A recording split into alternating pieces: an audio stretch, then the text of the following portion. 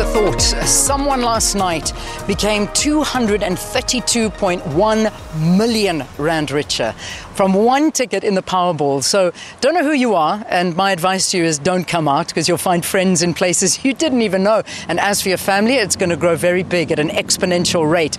But now imagine this. Imagine if South Africa won the lottery today during the budget announcement, and suddenly we were the beneficiaries of, let's round it up to 1 trillion rand.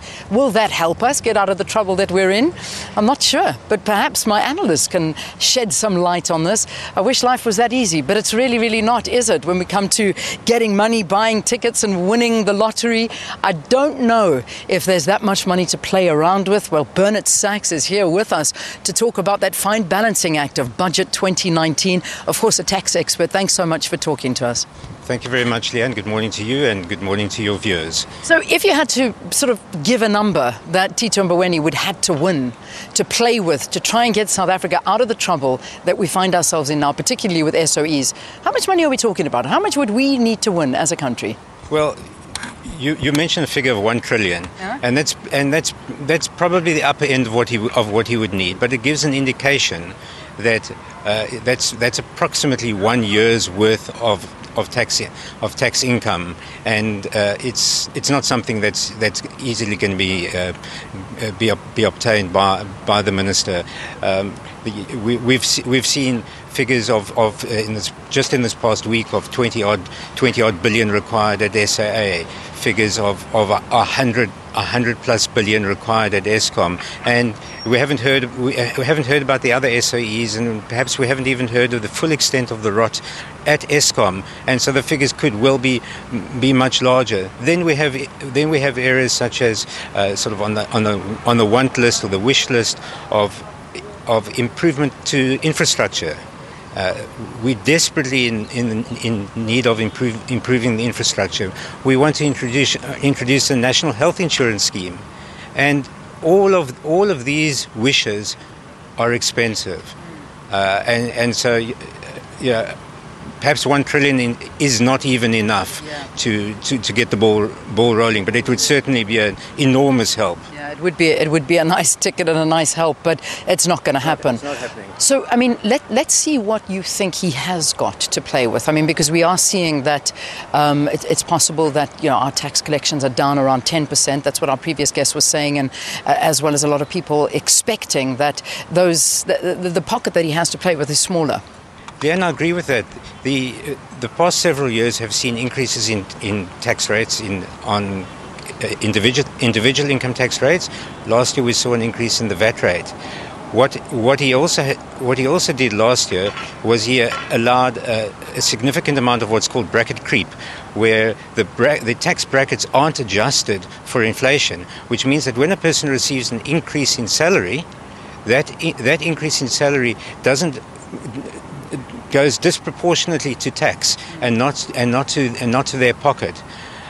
So that is certainly an area that he will probably explore. He will, we expect, try to protect the poor in doing so, and so the more affluent taxpayer will likely feel the brunt of the bracket creep more than the less affluent taxpayer. If we talk about personal tax, corporate tax, let's deal with both of those, because I suppose we talk personal tax, it's you and I. Is that tax rate going to go up? Will it stay the same, perhaps go down, which I don't see that happening. Corporate tax, however, you've had a lot of parties, particularly the likes of the EFF, saying, come on guys, what are you doing? I mean, corporate tax is far too low in this country, but others disagree. Let's get your opinion on both of those. Okay, I'm one of those who disagrees that the corporate tax rate is too low. In fact, internationally, in international terms, our corporate tax rate is a little on the high side. And if our goal is to attract foreign direct investment, it may seem counterintuitive at a time when we're looking to collect more taxes, but I think what we need to do is lower the corporate income tax rate and try and increase foreign direct investment and stimulate the economy, create more jobs, because that's what we've been lacking the past several years, is the spark to create growth in the economy. And of course, what's happening at Eskom is not helping. It certainly isn't. I mean, that is the massive elephant in the room. In fact, it's so big, I'm not sure you can fit anyone else or anything else into the room. There are hidden taxes, though. Those are the kind of things that perhaps we can talk about now, and maybe that's where we're going to see him playing. There's talk of this luxury goods tax. Tell us a little bit about that. So, a luxury goods tax is typically a tax, another tier to the VAT rate. And so, what they would typically do is a category of goods that's deemed to be luxury goods, perhaps an expensive lady's handbag, would be taxed not at what's the standard rate of 15%, but at a higher rate. The difficulty with implementing a tax like that is it creates complexities, administrative complexities, and I'm not convinced that it would raise sufficient additional income to justify the expense of creating this additional tier. Yeah. But it is certainly something that the minister may consider, because I don't think that he's going to increase the regular rate of VAT again.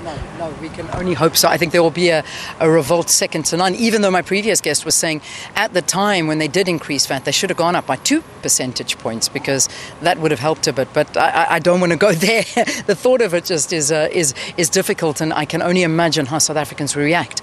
This sugar tax, though, we were talking about is actually working exceptionally well. I mean, is that, again, when we talk about those secret taxes, this is how we get room to play? Yeah. The sugar tax was implemented last year, and in fact is ahead of budget. Wow. Now, it's one of the few taxes that is in fact ahead of budget, and one would actually have hoped that it would be behind budget, for the simple reason that what they're trying to do, one of the objectives is to try and reduce the consumption of sugar, but clearly that hasn't worked, because the volumes have actually been way ahead of expectations. I mean, there's so much I want to talk to you about, but if you can very quickly, that levy on the fuel, because I'm not sure South Africans can afford that, and that's it's a very bad one. But then, of course, there's also the carbon emission, the carbon tax that's coming into effect on the 1st of June this year. Yeah. So the general fuel levy was increased last year by 20 cents per litre, and the road accident fund levy by 32 cents a litre. Yeah. Combined 52 cents a litre increase. We anticipate that there will be further increases along those lines, and one of the reasons being that the road accident fund is not in particularly good shape, and so again, that's one of the areas that the 1 trillion rand your proverbial 1 trillion rand would be spent on, would be recapitalizing the road accident fund. So. No getting away from that, in other way. No getting away from that. Okay, all right. We leave it there. Bernard Sachs, thanks so much for talking to us. Bernard Sachs is a tax specialist. He's at Mazars. We didn't talk about the illicit tobacco industry that's also estimated to cost, or should have, about 8 billion rand in taxes due to this. But we'll get that into our next guests. In fact, we're going to be talking to the political parties after this, so don't go anywhere. Stay with us here on Morning Live.